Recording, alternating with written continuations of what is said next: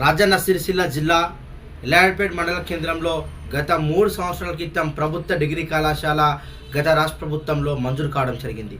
ప్రభుత్వ డిగ్రీ కళాశాల మంజూరు అయిన 3 సంవత్సరాల నుంచి ఇప్పటి వరకు ఎక్కడ కూడా అక్కడ సంబంధించిన అధికారులు కావచ్చు, తర్వాత ఆ ఫ్యాకల్టీ కావచ్చు, తర్వాత ఆ బిల్డింగ్ కన్స్ట్రక్షన్ కావచ్చు, బిల్డింగ్ కావచ్చు కదా, అక్కడ డిగ్రీ కళాశాల ఉంది, ఈ డిగ్రీ కళాశాల అడ్మిషన్ చేయండి అని ఒక ప్రచారం కావచ్చు.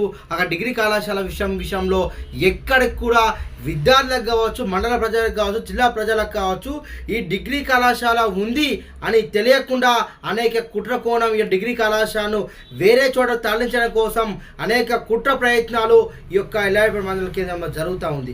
డిగ్రీ కళాశాల ఏర్పడి మంజూరై 3 సంవత్సరాలు అవుతూ ఉంది. ఎక్కడ కూడా ఒక చిన్న కరపత్రం ఇంతవరకు కూడా చూపెట్టిన పరిస్థితి ఉంది.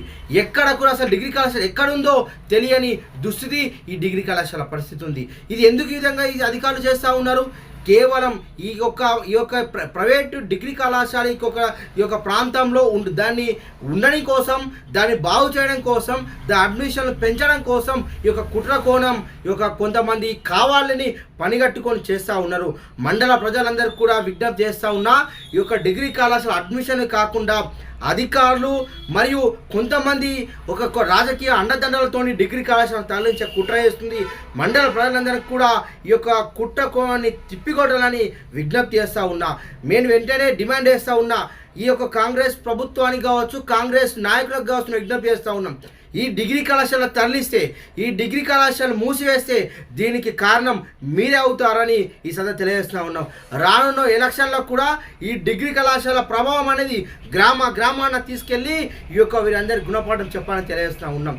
అసలు డిగ్రీ కళాశాల అనేక ఉద్యమాలు చేసిన తర్వాత డిగ్రీ కళాశాల సాధించుకుంటే ఈరోజు డిగ్రీ కళాశాలను మూసివేసే విధంగా కొంతమంది నాయకులు కొంతమంది చేస్తూ ఉన్నారు. ఈ కుట్ర కోణాన్ని వెంటనే ఈ భగ్నం చేసే విధంగా మనం అందరం కూడా మేలుకుందాం. ఈ డిగ్రీ కళాశాల అడ్మిషన్ అయ్యే విధంగా డిగ్రీ కళాశాలను కాపాడుకుందాం. మన భవిష్యత్ తరాలకు ఒక మంచి బాటనేసే విధంగా డిగ్రీ కళాశాలను తీర్చిదిద్దుకోమని నేను విజ్ఞప్తి చేస్తూ ఉన్నా. భారత్ మాతాకి జై. మీ ఎంఆర్కే వాయిస్.